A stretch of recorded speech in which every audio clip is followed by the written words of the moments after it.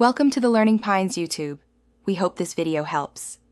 You start by extracting the archive so you can access the Excel inside. Use your OS extractor or 7-zip and place files into a dedicated working folder. This avoids accidental overwrites. Once extracted, open a quick file list and verify each file type is XLSX or CSV and rename any problematic file names to simple ASCII without spaces. Doing this early prevents parsing errors later. Make sure you have Excel or a scripting tool ready so you can process files immediately after extraction. Now convert or merge the spreadsheets depending on your goal.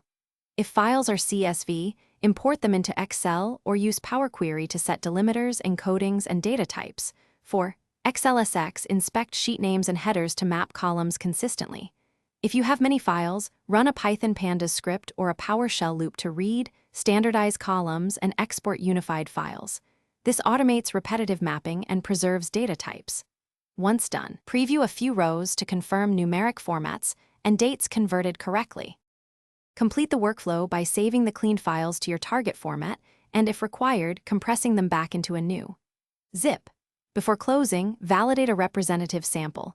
Check formulas, date formats, and numeric precision to ensure nothing shifted. If you encounter issues, first confirm file encoding and delimiter settings. Next, ensure no Excel file was locked during processing and that headers matched across files. If a batch script failed, rerun it on a single file to isolate the error.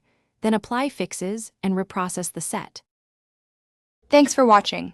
Consider subscribing if we helped you.